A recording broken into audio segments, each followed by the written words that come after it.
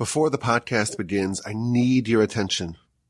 In the next few minutes, I'm going to ask you to support our organization Torch in our annual campaign, our annual fundraiser that's happening right now at givetorch.org.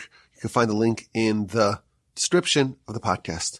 Now, you may be resistant to my efforts. That's okay. I'm going to do my best to persuade you that this is a good idea, to pause the podcast right now and to click the link and to visit givetorch.org and to support the great work of Torch. Our organization Torch, it's a non-profit organization. We don't charge for our classes, for our facility, for our podcasts. And the only way we can do our sacred work, the only way we can continue our sacred work, it's only if we fundraise. And I'll tell you, I don't know about anyone else, I didn't go to rabbi school to learn how to fundraise. In fact, it wasn't even part of the curriculum, but it's part of the job. Fundraising is not the reason why any of us got into this field. We don't like to fundraise. So a few years ago, my colleagues and I here at the Torch Center, we made a decision to compress all of our annual fundraising into one campaign, one fundraiser that we do 1 week a year, maybe a week and a half, and that's it. And for 1 week, 1.5 weeks, we work really hard trying to get all of our friends and all the listeners, everyone to chip in, to support us. And if we succeed, if everyone makes their annual gift to Torch right now, givetorch.org, then we could take off our fundraising hat and put it in the shelf until next year. And this is happening right now. So today I'm asking you for your friendship, for your support, for your partnership. Visit givetorch.org. The link is in the description. Every donation is doubled. There's a matching campaign, so your money goes even further. Give what you can give and help make this campaign a success. So please right now, hit pause, and visit givetorch.org and give what you can to support Torch and the Torch podcasts. And I deeply appreciate that. Okay. I'll wait. I'm not going anywhere. Hit pause. Take your time. I got plenty of time. Visit givetorch.org. Okay. If you are back from your pausing, you heeded my call, and you made a donation at givetorch.org, then all you have to do right now is just fast forward a few minutes until the podcast. But if you're not convinced, you're not yet persuaded, let me try a little harder. Let me try to persuade you. Over the course of the past year, with the help of the Almighty, I've released hundreds of podcast episodes. Over the course of my podcasting career, it's more than 1,500 episodes. And every other day, basically, it's a new podcast. And I work effectively all my time on this craft. And I consider it to be a sacred task. I feel like, to a certain extent, I'm serving as somewhat of an ambassador to spread the Almighty's Torah, to teach, to spread Jewish pride, Jewish knowledge, Jewish history, to do this work. And it's not just me. All my colleagues here at the Torch Center, we're similarly laser focused on the mission to connect Jews and Judaism. So we're doing that locally here in Houston, but of course around the world via our digital offerings. And today I want to ask you for your partnership. We cannot do this alone. We need partners. How do you become a partner, you may ask? Anyone who donates and contributes to the Torch fundraiser at givetorch.org, anyone who does that becomes a partner. If you give what you can give, you're elevated. You're no longer a junior associate. You're a partner. You can make partner. Your parents will be proud of you. And there are some perks that come with partnership. And it's the greatest perk in the world. It's the merit of Torah.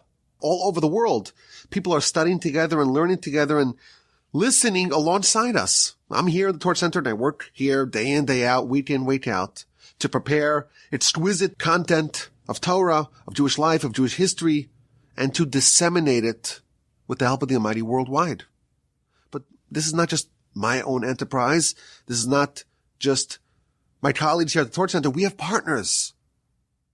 and those who support us, who give what they can give at givetorch.org, they become partners and they have a major portion of the merit of what we do. Not everyone can do what we do. Some of y'all are employed, gainfully employed. So you hire us, you partner with us, you outsource your responsibility to spread Torah to your friends here at the Torch Center and all the incredible work that we do here. If you give a lot, that's amazing. Every donation is matched. It's all doubled at givetorch.org. If you can give a little, we love and we cherish that as well. As long as you give what you can give, you are a partner. And I'd like to get this on the record. I want to say it publicly on the record. The merits that we have in spreading Torah, in enriching people's spiritual lives, in feeding souls the world over, and the fact that the messages that we share are shared in countless Shabbos tales around the world, and people are sharing it with their friends and their neighbors and their community members. This entire empire of Torah that emanates from the modest Torch Center in Houston, I hereby declare that those merits are shared with everyone who contributes. All the partners are included. And the opposite, that's true as well. Those who sadly don't contribute, they're not partners, and they don't get any of the merits.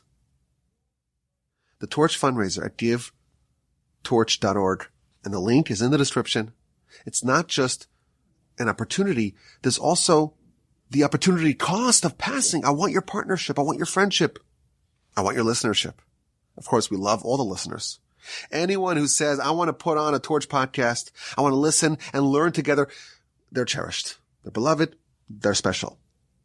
But only those who contribute to this campaign, to this fundraiser at givetorch.org, only those people are elevated to partner. Only those people get a portion in our merit. Yes, if you study, if you learn, you will have an incredible merit for your own study. That's nothing to sneeze at. But the merit of all the listeners, the more than 1 million downloads every year, that merit is only for those who contribute. I think it's a good deal. I told my class on Sunday that the Torch Center in Houston, Texas, Torch, it's certainly the best charity in Texas. And it's likely the best, west of the Mississippi. I don't know. In New York, New Jersey, they have some great yeshivos. Maybe those eclipse us. The bang for your buck here is staggering.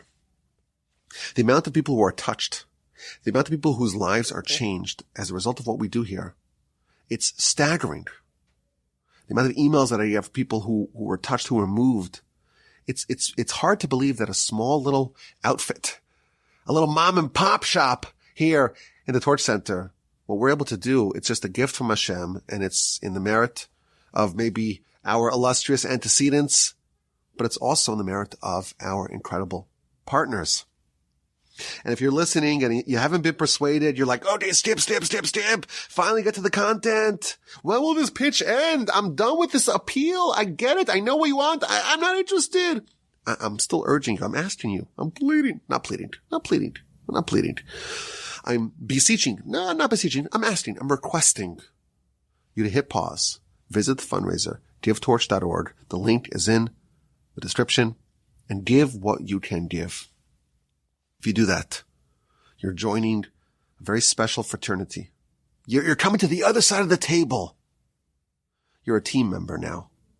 If we succeed in reaching our goal, I hereby pledge with the help of the Almighty to continue doing this very important, sacrosanct work. I was assured by my friend David that in the event, God forbid, that we're unable to reach our goal, and we have to, God forbid, shutter, he did promise me that he'll give me a job as a paralegal in his law firm. What do you think? I think that if I had to hang up the microphone, I probably would be better suited for that sort of work. I don't know, manual labor, a mechanic, a carpenter. Everyone has to know their limitations. But a paralegal, well, I could probably pull that off, I imagine. Maybe the skills that I picked up in yeshiva, debating Talmud, that would help, I think, in the law profession. What do you think? Is that a good option? I really hope it won't come to that. I really hope that you take some time, you hit pause on the podcast, and you come give us some love at givetorch.org. You seize this amazing opportunity. You give me a boost. You partner with us. You plant a big, juicy smile on my face. What I need from you is to give what you can give at givetorch.org. I know it's hard. I know it's a hassle. I know I took up a lot of your time trying to persuade you, but it's worth it. Over the course of my 12 years here at Torch, with the help of the Almighty, I've met many people who contributed financially to Torch. I haven't met a single one who regretted giving. It's always hard to give initially, but once you give, there's no regret. So push yourself. Visit givetorch.org. Give what you could give. You won't regret it. And I want to thank you for another amazing year of Torch podcasts. I'm eternally grateful to you for your support, for your listenership, for your friendship, and please God, for your partnership at givetorch.org. The link is in the description. And until next podcast that has this pitch or next year, thank you so much for supporting our work. My email address is rabbiwolbe@gmail.com. We are up to mitzvah number 145. And today, please God, we will do 145, 146, and 167. And these, as was true with the previous mitzvos, with the mitzvahs that we are covering now, this relates to sacrifices. Again, we are following the mitzvos and studying them in the order in which they appear in the Torah. So now we're in chapter 7 of Leviticus of Vayikra. And the subject matter is sacrifices. And in particular, we have the laws regarding impurity as it relates to sacrifices. As we shall see, the subject of impurity is very vast. And there are a bunch of mitzvahs that are upcoming that relate to purity and impurity. And the first one we're going to tackle is what happens if there's a sacrifice that becomes impure. Such a sacrifice may not be consumed, and that's mitzvah number 145. Moreover, such a sacrifice may not be offered upon the altar. Instead, it must be discarded. It must be burned. And that is mitzvah number 146. So we have the restriction, the prohibition, the transgression. Do not consume a sacrifice that has become impure. Instead, mitzvah number 146, burn it not upon the altar as a sacrifice, but elsewhere. And finally, we have mitzvah number 167. And that tells us that in the event that the sacrifice is pure, it has not become impure, but the person has. So mitzvah number 145 is when the sacrifice became impure, it cannot be consumed.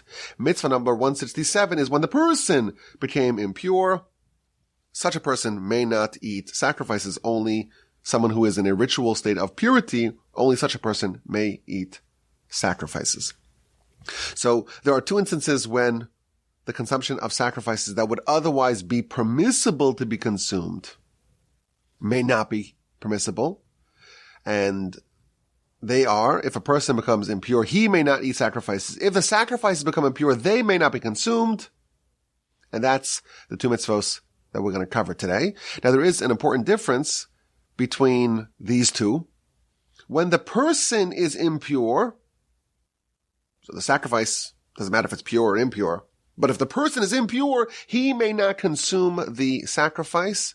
And if he does, it carries the penalty of kares, which is a very serious, harsh penalty of disenfranchisement, of being removed from the nation's a very serious transgression. Whereas when the person is pure and the animal, the sacrifice has become impure, then it is prohibited, but not quite with the same degree. It's just a regular prohibition. Okay, so these are the mitzvahs that we're going to cover today, beginning with mitzvah number 145. When a sacrifice has become impure, it may not be consumed. Now, although the verse that conveys this mitzvah, it addresses the flesh of an animal. So the meat of an animal that became impure, this would apply not only to the flesh, but anything that can be consumed. So the meal offerings, the wine, the flour, and even the things that are not necessarily edible, as we shall see, they may not be consumed once they have become impure. Now the Sefer Chinuch, as he has done numerous times, when he tries to explain the rationale, or at least a rationale that makes sense to us, for mitzvos that relate to sacrifices and the temple, he revisits the general theme of sacrifices and shows how each particular mitzvah fits into the general theme, and thus the reason, the rationale for every particular mitzvah relates back to the overarching goal of sacrifices. The overarching goal of sacrifices is to take something physical and bring it to the temple where the presence of God is present, where God dwells, and to offer the sacrifice, and to have that be a stepping stone for a person to have a transformation in their life, and for the person to rejigger their priorities and realign their goals and their values in life in a way that will be more productive, in a way that will better suit their soul, and to depart from an erroneous path, and to embark upon a new life. The goal of the temple and the sacrifices, well, it's for us to have a transformation. And as we mentioned in the past, the animal sacrifice, that's really symbolic of what we're supposed to do within ourselves. We also have an animal half. We also have physicality. We also have a part of ourselves that ends with death. And the big mistake that we make is to misappropriate our values and our life and our goals and our pursuits to try to optimize the part of us that dies and that remains behind. And when we take a sacrifice, we take an animal and we sacrifice it and we slaughter it and we catch its blood and we walk around with it and we sprinkle it. And then we take the leftover flesh and put it on a fire and send it up to heaven. That's a very powerful and palpable way to get a person to start thinking about what they're doing with their animal selves.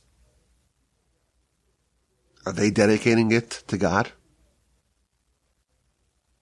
or not? So this can be a very transformative experience for a person. And of course, as outsiders to this whole subject, it seems foreign to us.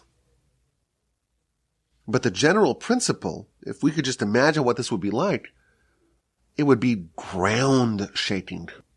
It would be life altering to actually go to the temple, to the holy temple, built by Solomon, built by the men of the Great Assembly, and to follow all the protocol to be eligible to be there, and to make sure the animal's appropriate, and to give it over to the Kohen, and to say the appropriate blessings and prayers and confessions.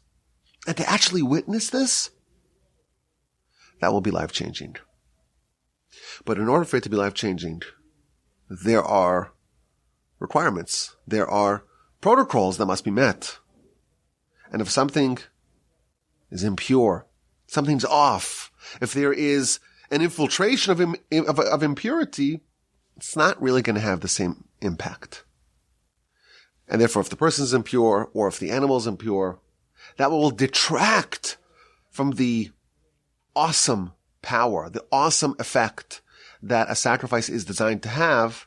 And therefore, in the event that the sacrifice went awry, it became impure, the person became impure, okay, this is not the kind of sacrifice, the kind of environment that is suitable to have the impact that sacrifices are designed to have. And therefore, the person is impure, the animal is impure, they cannot be consumed. We do not follow the typical process of a sacrifice, and instead the animal must be burned. Now, there are myriads of laws in each one of these mitzvos, and we're just trying to get a little snapshot, a little flavor, if you will, of all these mitzvos.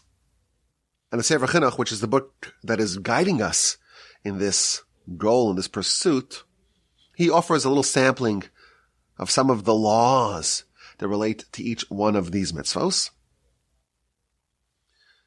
And he tells us, which I found to be interesting, that not only is it prohibited to consume from an animal that became impure, you cannot deliberately cause impurity, meaning if a person is impure and they see a sacrifice, there will be a prohibition to convey that impurity towards that sacrifice. And this opens up for us a very, very large subject. And that's namely the idea of impurity, how something becomes impure, and the conveyance of impurity. There are all sorts of ways that things can become impure. There are all sorts of bastions, if you will, of impurity. And we'll talk more about this as we go through these mitzvos. But someone who is impure, as an example, the most impure thing in the laws of impurity is a dead human body. That's known as avi avos hatuma, the granddaddy, if you will, of impurity. If someone touches or carries or is in the same room as a dead body, they are impure, so they will not be allowed to eat sacrifices. And if they touch a sacrifice, they will render it impure. And we know this is where the red heifer comes in. The only way to undo that, to reverse that, to cleanse that, to render the person pure is via the red heifer process. Which is why it's so important. Which is why, just to make this practical for us, Jews are not allowed to go onto Temple Mount because a mitzvah that we have not yet studied, but a mitzvah that is in the Torah, tells us that we cannot tread upon the grounds of the temple if we are impure. Every single person today is considered that they are impure from the impurity of a dead body. If you are in a hospital, okay, it's a very large room, really, because it's all connected. And there's a dead body in the hospital, well, congratulations, you are impure now. And again, it's important to differentiate between like impurity being something hygienic or something which is dirty. It's not that. There is laws of impurity, and it's very hard for us to understand them, and I'll try to make maybe an association that we can use to make it a little bit more understandable to us. But we have an assumption. We presume every person today is impure from the impurity of a dead body. If you're by a funeral, you're now impure. And unless you've undergone the process of a red heifer, there's no way for you to undo that. And therefore, walking upon Temple Mount is a violation of this prohibition against someone who is impure going upon temple grounds. But the whole subject is very distant, and I will tell you that there are enormous portions of Torah that relate to the laws of purity and impurity. And again, for us, it's hard for us to understand because it's not dirty. It's not anything which is perceptible to us. I had a pet theory during the pandemic. One of the takeaways from the pandemic is this general idea that there are invisible things that can impact a person and can cause great harm, but it's not perceptible by humans. It's below the threshold that we can perceive it. And it can be conveyed.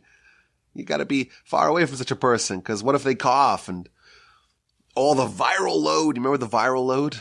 The viral load gets spread, and keep your 6 feet away and wear your mask. Let's not go there. Let's not go there. But the concept that there is something which is invisible, but it's real, and it can have enormous cataclysmic effects. That's a good analogy for purity and impurity. And again, you look at the Talmud, you look at the Mishnah, 63 books of Mishnah, a sixth of that relates to Taras, which is the laws of Tara, of purity and impurity. And there's all sorts of different types of impurity, different levels of impurity, different means of conveying impurity. It's very complex and intricate, but for our purposes, if a sacrifice becomes impure, it may not be eaten. If a person becomes impure, that person cannot eat a sacrifice, and such a sacrifice must be burned. Now, the Sefer Chinuch adds an interesting law that we briefly mentioned earlier. Even inedible parts of a sacrifice. So we talked about the meal offering. Meal offering, it's flour, it's oil, and it's lavona, it's frankincense. Those are not considered to be edible. They're herbs and spices that are not edible. But suppose that became impure. And a person, even though it's not edible, they decide to eat it. Like one of those, YouTube challenges they used to have. Can you eat this really hot, spicy pepper? Can you eat this fistful of cinnamon? But why is Gen Z so dumb? Okay, because you watch all that nonsense. And it affects you. It used to be the millennials. Now the millennials are spared. It used to be the boomers. I hate to say it. It used to be the boomers. And then Gen X. And then millennials. Now it's Gen Z. If you have something which is inedible, it becomes impure. It's part of a sacrifice. Someone who consumes that is violating this prohibition. And, to us that sounds self-understood. Well, okay, it's part of a sacrifice. It became impure. And, of course, it would fall under this category. But if we develop a little bit more of a knowledge base in laws of purity and impurity, we know that something which is inedible typically cannot become susceptible to impurity. And the reason for this is because purity and impurity really affect only people, utensils, and edible food. And if something which is inedible, well then it would typically not be a receptacle of impurity, yet with regards to sacrifices, because it is a sacrifice, that would be an exception to this rule, and it would become susceptible to impurity, and thus it would be included in this prohibition to not consume from a sacrifice or any part of a sacrifice that became impure. Now, mitzvah number 146 tells us that it must be burned. And the Sefer Chinuch tells us that there's a very good reason why it must be burned. We do not want invalid sacrifices hanging around. We don't want anyone to say, oh, look at this sacrifice, and look at it rotting and decaying. And therefore, it must be eliminated. And the best way to eliminate it, the best way to dispose of it, the best way to remove any association with the sacrifice is by burning it. And if the sacrifice became impure inside the temple, then it will be burned into the temple. If it became impure outside the temple, it will be burned outside of the temple. And again, this is also novel, because if a person became impure, suppose there was a person that became impure inside the temple, such a person would be required to immediately exit the temple. If there's a dead body, for example, someone dies, they have a heart attack in the temple, they quickly must be ushered out of the temple, because you cannot have this impurity inside the temple. That said, when it comes to an animal, a sacrifice that became impure, it can stay there and it will be burned, not on the altar, of course, but on a designated spot towards the east of the altar. There's a designated spot where sacrifices that became impure are burned, and that is where it would be disposed of. Now, the Sefer Chinuch, in his commentary to this mitzvah, he has a bunch of asides. And he talks about the bones, The bones, must they be burned? Well, if they have marrow in it, well, then they must be burned. Otherwise, they need not be burned. However, the paschal lamb, that is burned. And the reason why the paschal lamb is different, and I found this to be interesting. I don't know if you'll find this to be interesting, but I did. A paschal lamb has a law that applies to no other sacrifice. And that is the prohibition against breaking a bone. No bone may be broken in the paschal lamb. And therefore, there's going to be meat that will not be accessible, because the marrow of the animal, it's inside the bone. The only way to access it, I've been told, is by cracking the bones. Well, if you cannot crack the bone, then you cannot remove the marrow. And therefore you'll have leftover sacrificial meat. And as we know, leftover sacrificial meat, we talked about this in Mitzvah, I think it's 142, must be burned. And therefore, when it comes to all sacrifices that need to be burned, we don't burn the bones because there's no meat there. But when it comes to the paschal lamb, we assume that there will be meat left uneaten and they must be burned. And Sefer Chinuch, he says, okay, we're talking about burning sacrifices. Let's talk about all the things that need to be burned. All the things that halakhically need to be burned. And he goes through a whole list of all these things that the Torah tells us must be burned. First thing is our mitzvah. Sacrificial meat that became impure. And then mitzvah number 142, which is leftover sacrificial meat that was not eaten in time. And then he says a new thing, which is a sacrifice that became impure. Or a mincha, a meal offering that became impure. Or an uncertain sin offering. This is the offering that a person brings if they're not sure if they sinned or not. Did I violate? Did I not violate? And this person discovers that actually they did not violate. And therefore, this sacrifice is now invalid because you only bring the sacrifice because of the uncertainty. Once the uncertainty has been resolved, well, now the sacrifice is invalid and it must be burned.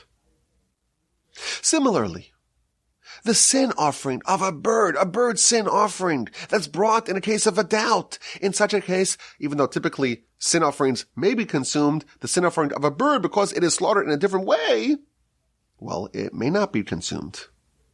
And the hair of a Nazir who finished his Nazir period in purity, that hair is burned. And Arla, which is the first 3 years of a fruit tree. And Kalei Karim, which is a vineyard that was planted adjacent to grain. All those things are burned. And once he's giving us lists, he gives us another list of things that are not burned but are buried. And I would recommend, if you want to see the list, it's a nice, interesting, long list, see mitzvah number 146 in the Sefer Chinuch. And finally, we have mitzvah number 167, and that's the prohibition against a person who became impure from consuming a sacrifice. This tells us that when someone is impure, even if they are in the process of becoming pure, they've gone to the mikvah, let's say, but they haven't finished up to that night, or there's something still left over that they need to do on their to-do list, on their task list for their purification process, they may not eat nor touch any sacrificial food. And he also points us to mitzvah number 367, which I mentioned earlier. That is the prohibition against walking on temple grounds when you are impure. And again, he offers the same rationale. We want to have the prestige of the sacrifices and the temple to be maintained, and therefore only pure animals may be eaten, and only pure people may partake in it in order to amplify and enlarge the prestige and the honor and the stature of sacrifices. Now, because this is our first foray into the laws of purity and impurity, and there is many more mitzvos and many more topics to cover in this universe, I want to share with y'all an interesting question about the conveyance of purity and impurity that really covers a lot of the subject of purity and impurity if you have someone who is impure,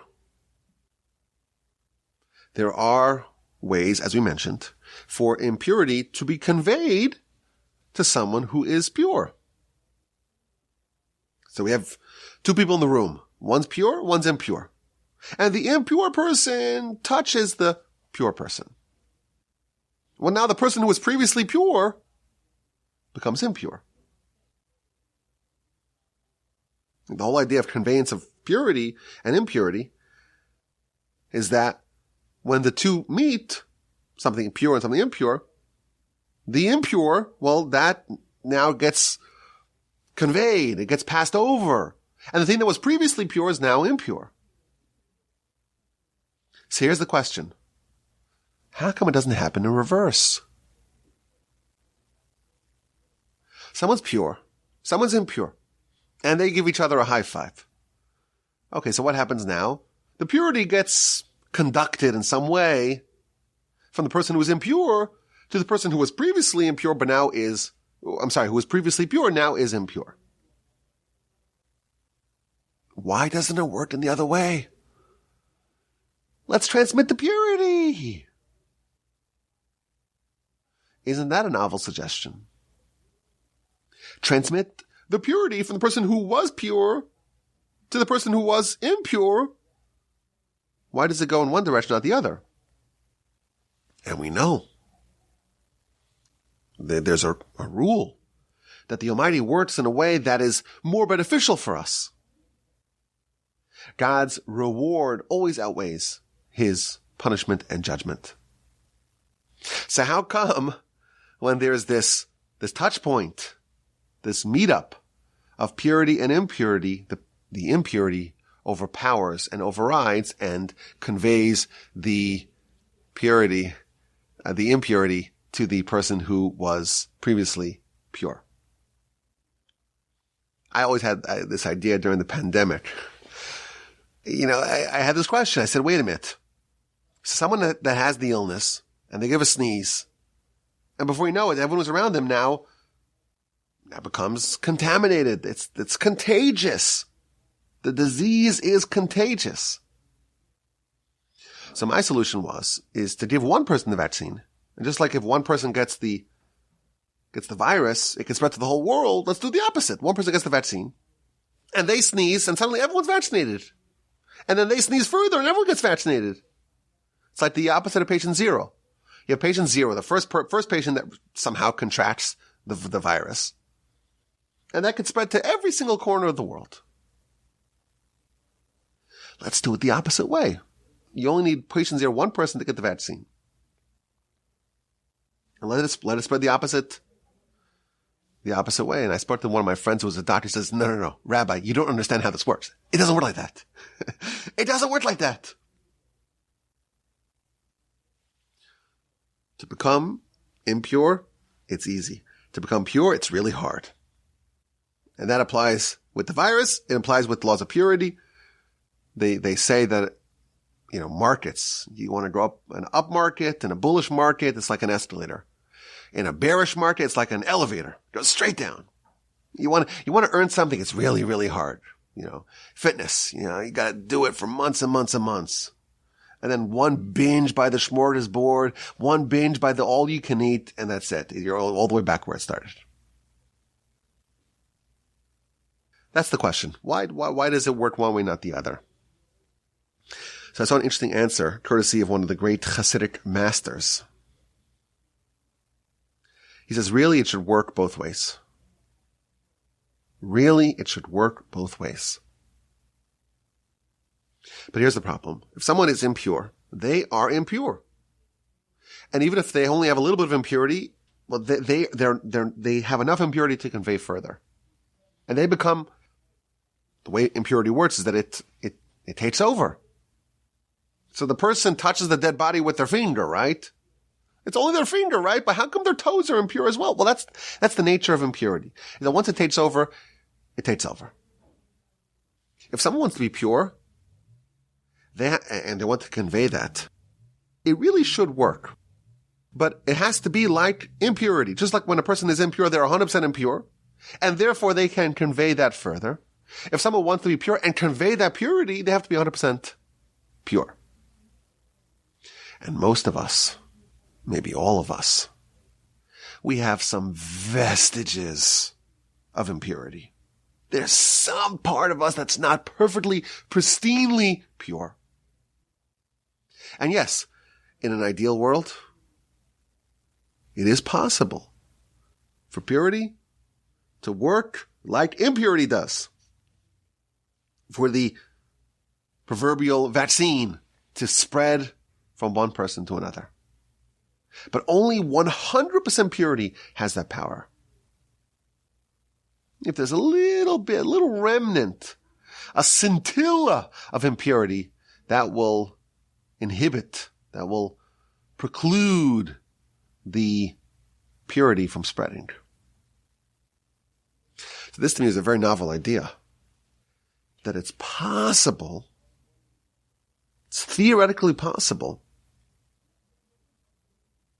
to have one vaccine that changes the whole world, to have one bastion of purity that changes everything. And I was thinking that maybe this is an element of Messiah. If you have one person, one force that is so completely pure that purity just permeates that person entirely, actually that would work. And someone just being in the same room, in the same hospital, just like it just spreads everywhere. I'm thinking maybe this is like, Abraham. Abraham grew up in a world that was completely immersed in idolatry. And he managed to impact tens of thousands of people to become adherents to his very novel and very strange for them way of life. Monotheism, one power. It was a very radical idea at the time. But he managed to get myriads of followers. What was his trick? What were his tactics? So we think that, he was very persuasive, he was very intelligent, he was very charismatic, he was very kind. Someone comes to his house and he would give them so much food and he would ply them with food and drink, and that would make them more receptive. And of course, all of that is true. But maybe it was this. He himself was so pure that just interacting with him would have that effect. He would be the patient zero of righteousness.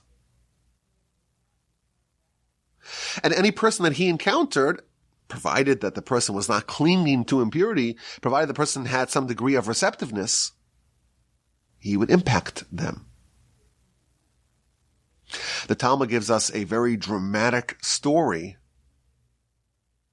about a Roman who converted, joined the Jewish people, and made a very significant contribution to the Jewish library. And of course, we're talking about Onkelos, the convert. And he was a nephew, I think, of the Emperor Nero. And he joined the Jews. And the Talmud tells us that his uncle in Rome was very disappointed about the new conversion, the new religion that his nephew adopted. So he sent a legion of soldiers to go rescue him from this cult. Go save him from these crazy Jews. Especially because at the time the Jews were very hated by the Romans. So he sends a legion, some sort of, not a legion, but a group, a company, a battalion, to go kidnap Onkelos. And they go there and they don't return because they just meet him and he starts speaking to them and he persuades them to convert. So they join the Jewish people as well. So he sends a second group and he tells them, don't chat with him and Don't listen to him. He's so persuasive. He manages to convert them as well. He says the third group, don't even hear a word he has to say. And he goes and he kisses the mezuzah. We know the story. The Talmud tells us, the book of Avodah Zarah, page 11a. And after 3 groups were persuaded, they just gave up on him. He's just too powerful. Now, we have a documentation of what Onkelos told them. And it always kind of struck me like, this is it. This is the message that's so persuasive. It's a very nice message. It's about how, God protects us, and, he talks about the difference between the Roman king and the king of all kings. It's a nice message. It's a powerful message. But is it really effective enough to move the needle of a group of hardened Roman soldiers? Seems not. I think this is the answer. He was someone that had become so pure and had eliminated any vestige of impurity,